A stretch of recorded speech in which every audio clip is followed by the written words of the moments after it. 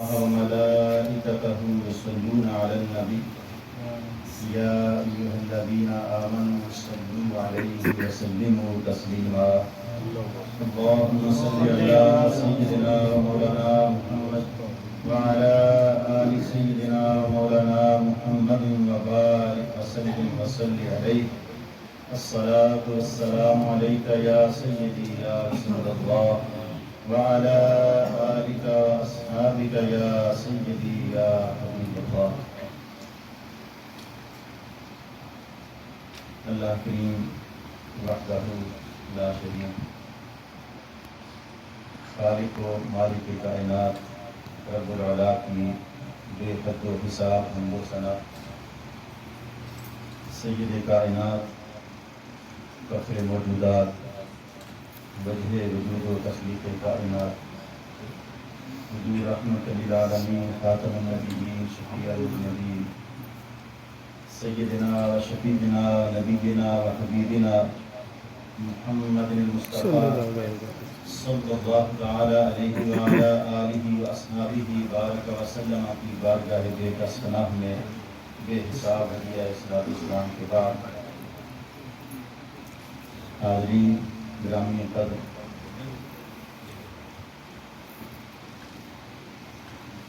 آج 9 ذوالقعدہ اور 17 مئی سن 2024 اللہ کریم کا یہ فضل ہے، اس کی رحمتیں ہیں کہ آپ حضرات کی زیارت کا موقع ملا ہے۔ سید محمد اشرف میرا نام ہے جی، ناروے سے نور اسلامک سینٹر ایک بڑا ہمارا مرکز ہے، اس میں کچھ خدمات دین، ہم تو دین کی نہیں خدمت کرتے، سچ پوچھو اصل دین ہماری خدمت کر رہا ہے۔ تو اللہ کا فضل اور احسان ہے کہ اس نے ان زبانوں کو، ان کانوں کو، ان آنکھوں کو اپنے دین کی تبلیغ و اشاعت کے لیے بولنے کی، سننے کی اور دیکھنے کی اجازت دی ہوئی ہے۔ یہ مرکز طیبہ اسلامک سینٹر، بڑی خوشی ہوئی کہ یہاں پہ حاضری ہوئی اور یہ جمعۃ المبارک کا مبارک دن ہے۔ تو میرا اتنا تعارف ادھر نہیں تھا نیو یارک میں، ادھر ایک نیت بہت اچھی کر لی جائے تو سارا سفر بابرکت ہو جاتا ہے۔ آنے سے پہلے ہی یہ سچ پوچھو تو مقصد جو بھی تھا پروگرام آنے کا، لیکن بالکل ذہن میں یہ بات تھی کہ وہاں جا کے علماء کی زیارت کریں گے، ان کی صحبت میں بیٹھیں گے، ان نیتوں کے فائدے کیا ہوتے ہیں۔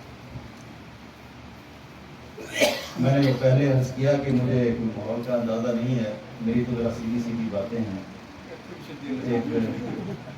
یہ آپ خاموشی سے سنیں گے انشاءاللہ تعالی۔ تو جمعۃ المبارک کے کچھ آداب ہوتے ہیں، خطبہ جمعہ کے، جلسوں کے اور معاملات ہوتے ہیں، جمعۃ المبارک کے خطبات کے اور ہوتے ہیں۔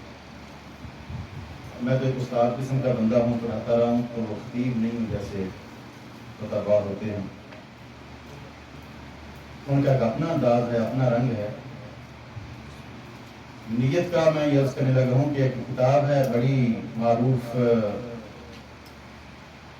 ابریز عربی میں ہے، تصوف کی اور روحانیت کی بڑی شاندار اس میں باتیں ہیں۔ حضرت عبدالعزیز دباغ رحمۃ اللہ تعالی علیہ نے اتنے بڑے عالم ہوئے ہیں، اتنے بڑے عالم ہوئے ہیں، قرآن حکیم کے وہ اسرار اور رموز ان کے ذریعے لوگوں تک پہنچے ہیں جو شاید عام ظاہری علم میں نہیں ہوتے۔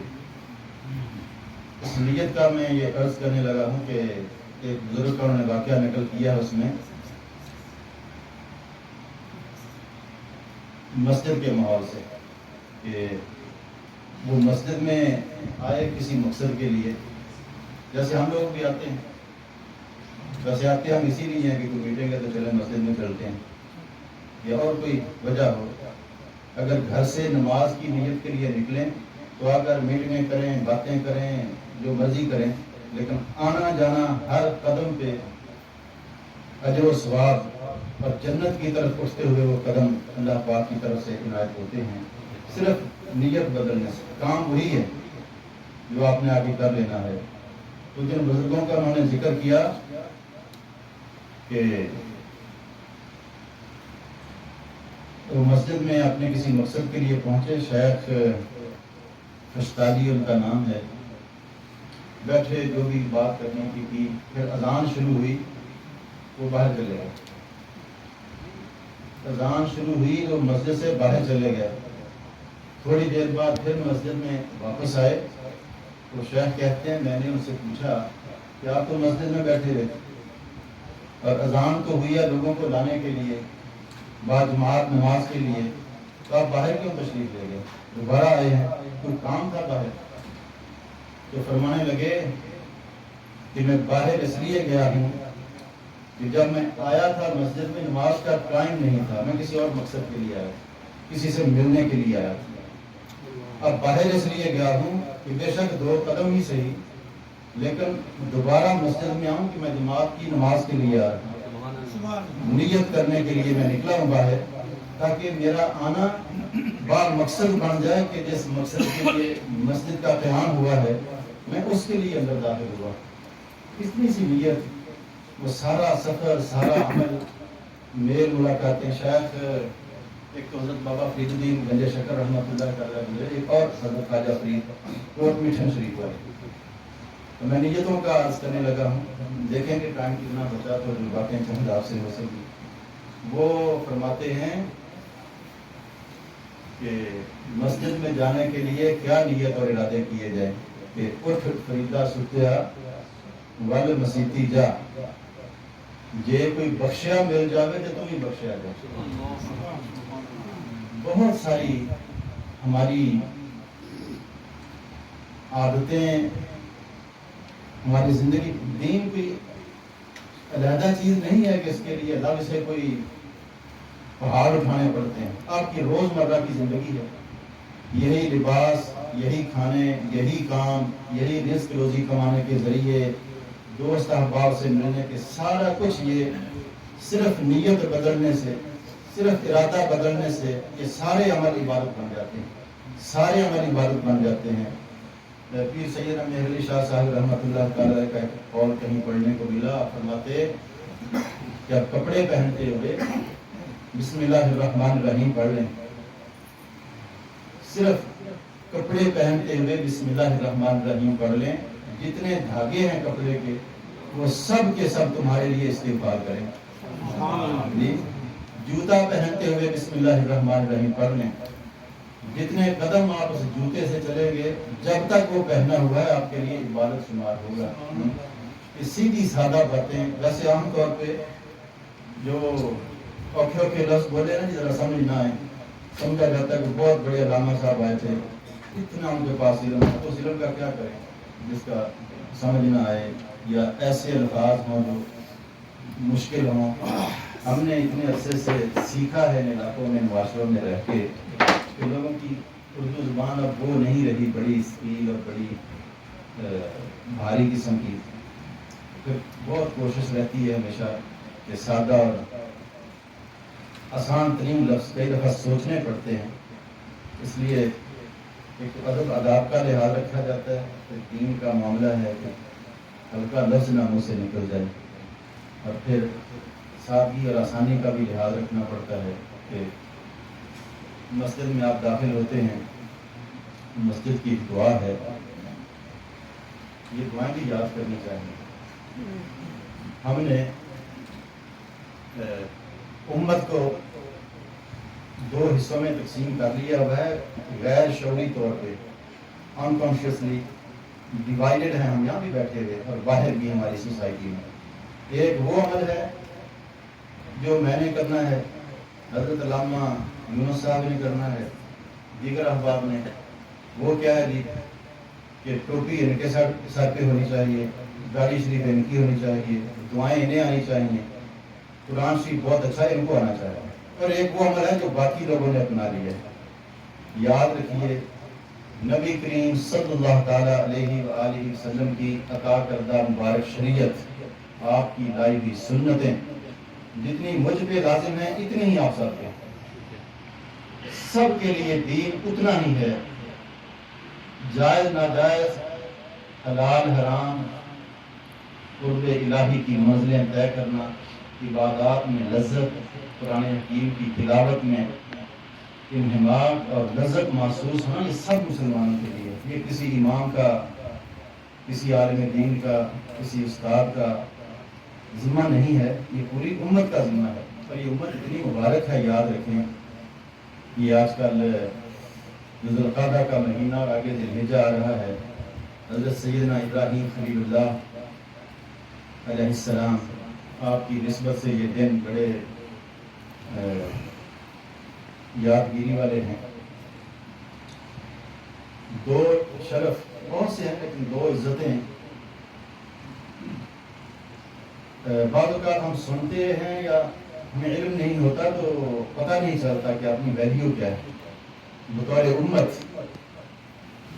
آپ کا درجہ اور مقام کیا ہے اللہ تعالیٰ کا؟ نبی کریم صلی اللہ تعالیٰ علیہ وآلہ وسلم کی زیارت کرنے والے، صحبتوں میں بیٹھنے والے خوش نصیب لوگ تھے جنہیں ہم صحابہ کہتے ہیں۔ آپ کو علم ہوگا کتنے صحابہ ہوئے ہیں نبی کریم صلی اللہ علیہ وسلم کے؟ جتنے نبی آئے ہیں دنیا میں اتنے ہی صحابی ہیں رسول اللہ صلی اللہ علیہ وسلم۔ اور اس کی ہم وجہ یہ سمجھتے ہیں کہ ہر نبی کا ایک نمائندہ، ہر نبی کا ایک نمائندہ اس امت میں صحابی موجود ہے۔ کوئی کسی نبی کے علم کا، کوئی کسی نبی کے جلال کا، کوئی کسی نبی کے جمال کا، کوئی کسی نبی کے حسن و خوبصورتی کا، ہر نبی کا نمائندہ اس امت میں بطور صحابی موجود ہے۔ اور یہ امت ساری پچھلی امتوں کی جتنی عزتیں اور شرف ان امتوں کے تھے وہ سارے جمع ہو کر اس امت کو ملے ہیں۔ اور صحابی یاد رکھیے کہ نماز، روزہ، حج اور زکوٰۃ یا کثرت عمل کی وجہ سے نہیں بنے صحابی۔ صحابی محض رسول اللہ صلی اللہ تعالیٰ علیہ وآلہ وسلم کے چہرہ اقدس کی زیارت سے بنے، اور ان کے درجے اتنے ہیں کہ اس امت کا کوئی غوث، قطب، ابرار کوئی بھی ہو، کسی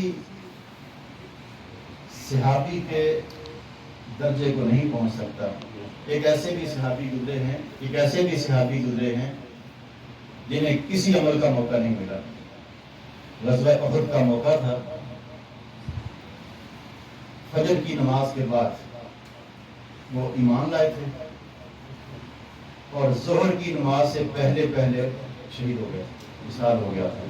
ایک نماز کا ٹائم نہیں ملا زندگی میں، نہ روزہ، نہ حج، نہ زکوٰۃ، نہ نماز، موقع نہیں ملا۔ اتنا مختصر وقت ملا صحبت نبوت میں گزارنے کا۔ اس امت کا غوث قطب بھی اس صحابی کے درجے کو نہیں پہنچ سکتا۔ صحابی صحبت نبوت سے بنے ہیں۔ اس امت کو بھی جو درجہ حاصل ہے عمل کے بعد اور مرتبے بلند ہونے ہیں، اصل درجہ امتی ہونے کی وجہ سے مل گیا۔ اور امتی ہونے کا درجہ کیا ہے، یہ عرض کرنے کا مقصد یہ ہے، شاید تو میں بھی ایسے لفظ بول گیا، قرآن حکیم کی آیتیں پڑھیں، حدیث پڑھیں، اپنا اپنا مزاج ہے، لوگوں کے سامنے بھی یہ عرض کرتے ہیں کہ میں تو نہیں کبھی کہتا کہ آپ کی خدمت میں میں نے یہ تلاوت یا آیت پیش کی ہے۔ ہم کون ہیں کہ ہماری خدمتوں میں آیتیں پیش کی جائیں؟ ہم بہت چھوٹے لوگ ہیں، کسی درجے میں نہیں ہیں۔ ہم نے سعادت حاصل کی ہے سننے کی اور سنانے کی۔ خدمتیں تو چھوٹے بڑوں کی کرتے ہیں، اللہ کا کلام سب سے بڑا، یہ کسی کی خدمت میں نہیں پیش کیا جاتا۔ حضرت حاجی امداد اللہ مہاجر مکی رحمۃ اللہ تعالیٰ کے بزرگ گزرے، ان سے کسی نے پوچھا، وہ میری بات ابھی ہے میں جو کروں گا امت کے بارے میں، ان سے کسی نے پوچھا کہ میں ایک دفعہ اللہ کہتا ہوں تو مجھے پتہ نہیں چلتا کہ یہ قبول ہوا ہے کہ نہیں، کوئی نشانی، کوئی علامت اس چیز کی کہ میرا اللہ کہا ہوا قبول بارگاہ ہو گیا۔ تو آپ نے فرمایا کہ اچھا ایسا کرو، بولو اللہ۔ انہوں نے کہہ دیا کہ اللہ، ایک دفعہ پھر کہو، دوبارہ کہہ دیا اللہ. یہ باتیں میں دوبارہ بار بار احساس اس لیے دلاتا ہوں کہ یہ کوئی رسم نہیں ہے کہ خطیب صاحب، ملا قاری صاحب، میں تو آج ویسے مہمان ہوں، ادھر بیٹھ کے ہم نے بولنا ہے اور آپ نے سننا ہے. یہ کوئی رسم تھوڑی کرنی، یہ زندگی کا حصہ بنانی ہے یہ چیزیں، اور دل کو اطمینان حاصل کرنا ہے کہ میں نے جو کچھ کیا ہے اللہ پاک کا فضل ہوا ہے کہ اس نے مجھے اجازت دی ہے. اللہ بولا، دوبارہ اللہ بولا تو حاجی امداد اللہ فرمانے لگے کہ شکر کرو اللہ تعالیٰ کا کہ تم نے ایک دفعہ اللہ بولا ہے. اگر اللہ کریم کو منظور نہ ہوتا کہ تیری زبان سے دوبارہ اللہ نکلے تو تمہیں بولنے کی اجازت ہی نہ دیتی. پہلا قبول ہوا ہے تو دوسری دفعہ اجازت بھی نہیں ہے کہ بولو اللہ. یہی حال آپ کے سجدوں کا کہ ایک دفعہ سجدہ کیا، دوسری دفعہ توفیق سجدہ مل گئی تو یقین رکھیں کہ اللہ کریم نے چاہا تھا کہ یہ میرے حضور سجدے کرے. اگر نہ ہوتے تو گردنیں اکڑی کی اکڑی رہ جاتی. کس کی مجال ہے کہ اس کے گھر میں داخل ہو سکے؟ یہ ہماری بھول ہے کہ بندہ کہے کہ میں مسجد میں آیا ہوں. ہم کون ہیں؟ یہ اس کا کرم ہے کہ وہ مسجد کا دروازہ آپ پہ کھولتا ہے، یہ اس کا فضل ہے کہ دروازہ کھلتا ہے. ورنہ جیسے ہم نہیں چاہتے ہمارے گھروں میں کوئی آئے، اللہ کریم تو بڑا حیا والا ہے، اللہ کریم تو سب سے بڑی حیا والا ہے. ایسے جس کو اجازت ملتی ہے وہی اللہ کے گھروں میں داخل ہوتے اور پھر آ کر دعا کرتے ہیں کہ اللہم افتح لی ابواب رحمتک. اے اللہ، جس طرح تو نے مسجد کا دروازہ ہمارے لیے کھولا ہے، اپنے گھر آنے کی توفیق دی ہے اور اجازت دی ہے، اسی طرح ہماری زندگی میں ہمارے لیے رحمتوں کے دروازے کھول دے. اللہم افتح لی. یہ دعائیں ایسے نہیں ہیں، یہ بڑی معنی خیز اور بڑی لاجک ہے دعاؤں کے پیچھے. ایک دروازہ کھلا ہے اللہ کے گھر کا، بندے کو فوراً توجہ دلائی گئی ہے سنت مبارکہ میں کہ دعا کرو، اندر آئے تو دعا کرو کہ اللہم افتح لی ابواب رحمتک. یہ باب ایک ہوتا ہے، باب ایک باپ ہوتا ہے، باپ نہیں ہے، یہ عربی کا باب ہے دروازہ، اور اس کا جمع ہے ابواب. یہ اللہ تو نے ایک دروازہ مسجد کا ہم پہ کھولا ہے، آتے ہی مسجد کے اندر آتے ہی فوراً دعا کرے کہ یا اللہ تیرا فضل ہوا ہے. اور جب یہ نظر آئے کہ کسی جگہ اللہ کی رحمت برستی ہے تو فوراً دعا کرو کہ یا اللہ جیسے یہ دروازہ کھولا ہے ہم پر اپنی رحمتوں کے دروازے کھول دے، دروازے کھول دے. یہ چھوٹی بات نہیں ہے مسجد کے اندر آنا، بہت بڑا اعزاز ہوتا ہے. شکر کرنا چاہیے اللہ رب العزت کی بارگاہ میں کہ وہ مسجد میں آنے کی توفیق دیتا ہے، اجازت دیتا ہے اپنے گھر آنے کی. تو وہ امت کی نسبت سے میں یہ عرض کر رہا تھا کہ رسول اللہ صلی اللہ علیہ وسلم نے فرمایا طوبیٰ لمن رآنی، خوش بخت اور مبارک ہو اس شخص کو جس نے میری زیارت کی اور میرے اوپر ایمان لایا. یہ صحابہ نہ صرف احساس اپنے لیے بھی ہم سب کے لیے کہ اپنی ویلیو پہچانے اللہ کی. اس مخلوق میں امتی ہونا کو معمولی بات نہیں ہے. سرکار نے فرمایا طوبیٰ لمن رآنی وآمن بی، مبارک ہو اس شخص کو جس نے میری زیارت کی ہے اور پھر مجھ پر ایمان لایا ہے. اور طوبیٰ سبع مرات لمن لم یرنی وآمن بی، 7 دفعہ مبارک ہے اس بندے کو جس نے مجھے دیکھا بھی نہیں پھر بھی مجھ پہ ایمان لایا. نعرہ تکبیر، نعرہ رسالت. مبارک ہو اس بندے کو کہ جس نے میری زیارت کی ہے اور مجھ پر ایمان لایا. انہوں نے تو بہت کچھ دیکھا تھا، چہرہ انور کی زیارتیں کی ہیں، معجزات دیکھے ہیں، کرم کے دریا سمندر بہتے دیکھے ہیں. تو کوئی دیکھ کے ایمان لایا، کوئی بن دیکھ کے ایمان لایا. مبارک. تھوڑا سا ہونا، تھوڑی سی ہمت کر لیں، تھوڑی سی ہمت کر لیں. آپ کے تو درجے ہی بہت. ایک مبارک ان کو دی اور 7 دفعہ مبارک ان کو کہ جنہوں نے مجھے دیکھا بھی نہیں اور پھر بھی کچھ پر ایمان لائے. ہم تو سب کچھ مان گئے بغیر دیکھے. کسی نے ہمیں بتایا کہ رسول اللہ کے ہاتھوں میں پتھر بولتے تھے، ہم نے قبول کیا. کسی نے بتایا تھا کہ مبارک انگلیوں سے چشمے جاری ہوئے، ہم نے قبول کیا ہے. ہمارا تو ایمان بالغیب اللہ کی ذات پہ بھی ہے اور ایمان بالغیب رسول اللہ کی ذات پہ بھی ہے صلی اللہ علیہ وسلم. تھوڑی سی ہمت کر کے آپ اس علاقے میں رہتے ہیں، میں نے بھی آتے ہیں کچھ منظر دیکھے. یہ کون ہے ادھر؟ یہودی. ان کے سروں پہ ٹوپیاں بھی دیکھی ہیں، ان کا لباس بھی دیکھا ہے، ان کی خواتین کا لباس بھی دیکھا ہے. انہیں کوئی جھجک نہیں ہوتی، کوئی شرمندگی نہیں، تو اپنے جو بھی ان کا ہے اس کے مطابق ان کی وجہ کرتا سڑکوں پہ چلتے پھرتے، ینگ بچے بھی دیکھے۔ لیکن ہم کیوں اپنے آپ میں کہہ گئے، ہمیں کیوں شرمندگی محسوس ہوئی؟ رسول اللہ صلی اللہ علیہ وسلم کی سنتیں اپنانے پر ہمارے سروں سے کیوں ٹوپیاں اتری، ہمارے چہروں سے کیوں سنتیں اتری، ہم کیوں اپنی پہچان کھو بیٹھے؟ ہم بھی اسی معاشرے میں رہتے ہیں، چلتے پھرتے ہیں، دیکھتے ہیں۔ مجھے تو کسی نے نہیں کہا، میں بڑی دور سے سفر کر کے آیا، نہ جہاز والوں نے اتارا ہے، میں کولمبیا یونیورسٹی کے فنکشن میں تھوڑی سی تقریر کی ہے، نہ انہوں نے مجھے روکا ہے، میری اسی شلوار قمیض میں، اسی حلیے میں، نہ کسی جہاز نے روکا ہے کہ ہمارے نہ بیٹھیں ادھر، نہ کسی ہوٹل نے روکا ہے۔ بڑی بڑی کانفرنسوں میں، یو این او ٹی میں کسی سیشن میں بھی جنیوا میں تھا، اور بھی بہت بڑی بڑی کانفرنسوں میں جانے کا موقع، کبھی نہیں کسی نے روکا، نہ ہمیں شرمندگی ہوئی ہے، نہ کوئی جھجک آئی ہے۔ ہمارے تو شیخ حضرت میاں شیر محمد صاحب شرک پوری رحمۃ اللہ تعالیٰ فرمایا کرتے، پنجابی میں بولتے تھے اور اپنے خادمین کو بیلی کہتے ہوتے تھے، تو مرتے تھے بیلیو سکھ ہمارے ایمان کے مطابق تو جھوٹے ہیں، سچی تو امت یہی ہے۔ تو وہ اپنے جھوٹے گرو کے اتنے پابند ہیں کہ انہوں نے پگڑیاں نہیں اتاری۔ ہمارا تو نبی سچا ہے، ہم سچے کو چھوڑ بیٹھے، ہم سچے کو چھوڑ بیٹھے۔ ایک مہم چلی ہوئی ہے زمانے میں، یہ بڑا ضروری ہے، باتیں شاید میری رہ جائیں جو میں نے سوچی تھی، لیکن یہ بڑی ضروری ہے، یہ توجہ دلانا ہمارے لیے۔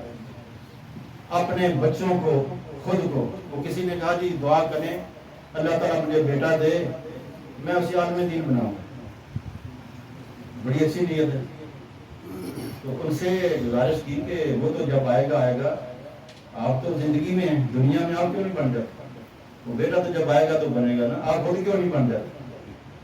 تو ہم کتنے غفلت میں چلے گئے ہیں، اس دین کے ان پابندیوں سے آزادی کی طرف چلے گئے ہیں۔ عزیزان گرامی، یہ جو لہر چلی گئی ہے نا دنیا میں، لہر چلی گئی ہے، پہلے ہماری پہنچ میں اور ہمارے کانوں کی ریچ میں وہ چیزیں نہیں تھیں جو میڈیا کے ذریعے ہمارے فتنے کے طور پہ ہمارے اوپر برس گئی ہیں۔ رسول اللہ صلی اللہ علیہ وسلم نے فرمایا کہ قرب قیامت ایسا زمانہ آئے گا کہ فتنے اس طرح برسیں گے تمہاری زندگی پر جیسے آسمان سے بارش کے قطرے گرتے۔ انسان صبح کافر ہوگا، شام کو مومن ہوگا، شام کو مومن ہوگا، صبح کافر ہوگا، ایسے زندگی پینڈولیم کی طرح جھولے گی۔ اس طرح انسان تذبذب اور بے یقینی میں رہے گا۔ یہ ہم تو سمجھتے ہیں وہ فتنوں کا زمانہ آیا ہے کہ وہ چیزیں ہمارے کانوں میں میڈیا کے ذریعے پہنچتی ہیں جو کبھی دیکھی سنی نہ تھیں، کبھی سوچی بھی نہ تھیں۔ ایک مرکز ہوتا تھا، ایک امام صاحب ہوتے تھے، جو وہ کہتے تھے سارے مانتے تھے۔ جب علم بڑا ہے، مجھے نہیں پتا اس علم کو کیا کہیں، لیکن پہلے ہم قبلہ، یہ معافی چاہتا ہوں اگر کسی کے لیے نہیں، میں تو اپنے لیے بات کرتا ہوں۔ 30 ایئرس تقریباً 30 سال اسکینڈینیویا میں ہو گئے ہیں، آج تک یہ نیت ہے، یاد رکھیں، آج ادھر بیٹھے ہیں، آج تک یہ نیت ہے کہ یہ گفتگو ہم مل کے سن کر رہے ہیں۔ ایک بندہ ساری زندگی میں، کوئی ایک بندہ یہ لفظ سن کر ادھر پاکستان، اسکینڈینیویا، یورپ، کہیں بھی کوئی ایک بندہ بھی راہ راست پہ آ گیا نا، اس نے سنت اپنا لی، تو ہم سمجھیں گے کہ ہماری نجات کا ذریعہ وہ بندہ بن گیا ہے۔ محنت اور محنت کریں، تقریریں اتنا اثر نہیں رکھتی، ہمیں پتہ ہے لفظوں کا اتنا اثر نہیں ہوتا جتنا آپ کی انڈیویجول اور انفرادی محنت کا۔ ہاتھ پکڑ لیں اپنے دوست کا، اپنے بیوی بچوں کا، اولاد کا، اس رستے پہ لے ہیں جو قرآن حکیم میں روزانہ ہم دعا کرتے ہیں کہ اہدنا الصراط المستقیم، اہدنا الصراط المستقیم۔ یہ فتنے جو دنیا میں چل پڑے ہیں کہ خود دین سیکھیں، علماء کے پاس جانے کی ضرورت نہیں ہے، خود قرآن شریف سیکھیں، ماں کے پیٹ سے کوئی بھی نصیب کیا ہے، آگے چلیں کسی کا ترجمہ تفسیر پڑھیں گے تو وہ بھی کسی عالم دین کا لکھا ہوگا جی، تو وہ اگر آپ کو پڑھتے ہوئے کوئی ذہن میں خلش آتی ہے، کوئی اعتراض آتا ہے، کوئی سوال ہوتا ہے، تو آپ اس لکھے ہوئے ترجمے تفسیر سے تو نہیں پوچھ سکتے، آپ زندہ عالم دین کے سامنے ہوں گے، ان سے سیکھیں گے، تو ان سے آپ اپنے خدشات، اپنے سوالات، اپنی سمجھ کے لیے جو بھی چیزیں ہوں گی آپ ان سے پوچھ سکیں گے، وہ آپ کو بتا سکیں گے۔ اس زمانے میں شاید انفارمیشن کی کمی نہیں ہے، سب کو پتا ہے، نہ پتا ہوتے کہ کلک پہ ہزاروں صفحے کھل جاتے ہیں. یہ ہمارے اندر جذبے کیوں نہیں آتے؟ یہ صحبتوں کی کمی ہے. علم کی کمی نہیں ہے، صحبتوں کی کمی ہے کہ کسی صاحب نظر کی صحبت میں بیٹھ کے جو مضبوطی اور لذت ایمان کی ملتی ہے وہ ویسے نہیں ملتی. صحبتیں کم ہو گئی. اب تجربہ کر کے دیکھیں، کسی اللہ کے بندے کی مجلس میں بیٹھ جائیں، قبلہ قاری صاحب ہیں آپ کے پاس، جو جہاں پہ علماء جہاں کی عالم دین ہے اس کے پاس بیٹھیں، وہ عام باتیں بھی کریں گے تو کچھ نہ کچھ سیکھنے کو ملے گا، کچھ نہ کچھ سیکھنے کو ملے گا. نہ بھی ہوا کچھ بھی نہ سیکھ سکے، ان کی صحبت کی برکت سے کم از کم اس قابل ہو جائیں گے کہ جب وہ نماز ادا کریں گے تو پھر آپ بھی کریں گے، جب وہ اللہ کا نام لیں گے تو آپ بھی لیں گے. ان صحبتوں کے بڑے فائدے ہوتے ہیں. ان صحبتوں کی وجہ سے ہی لذت ایمان ملتی ہے، اور ان سے دوری کی وجہ سے ہی دین سے دوری ہوتی ہے. دوست بھی ایسے جو دین کے قریب کریں، جو جنتی بنا دیں. میاں بیوی بھی ایسے جو ایک دوسرے کو جنتی بنا دیں. اولاد بھی ایسی جس کو ماں باپ جنت کا رستہ دکھا دیں. یہ ساری چیزیں مل جل کے کرنے والی ہیں. عزیزان گرامی، حضرت ابراہیم علیہ السلام کی بات بھی یہ ضرور واقع پہ کرنا میں یہ عرض کر رہا ہوں کہ دیکھیں اللہ کریم نے آپ کو کیا کیا عزتیں دی ہیں. انبیاء کی دعاؤں میں آپ شامل ہیں. رسول اللہ صلی اللہ تعالیٰ علیہ وآلہ وسلم کی مبارک باتوں میں آپ شامل ہیں. جب سفر معراج پہ رسول اللہ صلی اللہ تعالیٰ علیہ وآلہ وسلم تشریف لے گئے تو واپسی پہ مختلف انبیاء آپ نے سنے ہوں گے. یہ بات میں کوئی نئی باتیں نہیں کر رہا، یہ ساری آپ نے سنی ہوئی ہیں، بس ہم تو مل جل کر اپنی بہتری کا سامان کر رہے ہیں. جب سفر معراج سے واپس آتے ہوئے حضرت ابراہیم علیہ السلام سے ملاقات ہوئی تو رسول اللہ صلی اللہ تعالیٰ علیہ وآلہ وسلم کو سیدنا ابراہیم علیہ السلام نے فرمایا کہ آپ واپس تشریف لے جا رہے ہیں تو اپنی امت کو میری طرف سے سلام کہنا. ابراہیم علیہ السلام آسمانوں پہ قیام